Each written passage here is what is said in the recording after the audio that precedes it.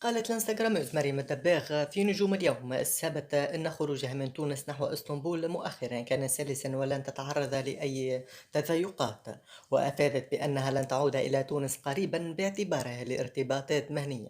أما بخصوص إيقافها من مركز الإيقاف بوشوشة، قالت مريم الدباغ: لقد كانت تجربة صعبة وذكرى سيئة جدا، لا أتمناها لأي شخص وحتى لعدوي الددود.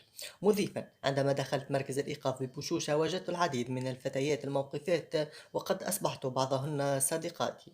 وأفادت ضيفة نجوم بأنه تمت معاملتها كأي مواطنة تونسية خلال فترة إيقافها، وقد تم اتخاذ كل الإجراءات القانونية في حقها، ولم يتدخل أي شخص لإخلاء سبيلها. في المقابل طلبت مريم الدباغ بالتحقيق في من كان يقف وراء عملية إيقافها، لكن بالإشكال يبقى في أنها لم تكن مدرجة ضمن التفتيش وكان سكوكها كانت خالصة. وعن خلافها مع سمير الوافي قالت: ما تحكيليش على سمير الوافي، لا نستعرف بيه ولا نتشرف بيه، أنا امرأة بألف راجل وهو راجل ماهوش في المستوى.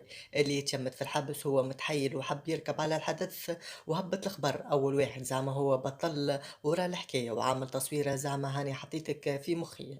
لازم يتحل بحث ويتحاسب كيما تشمت فيا، أنا نتمناه يكون في الحبس.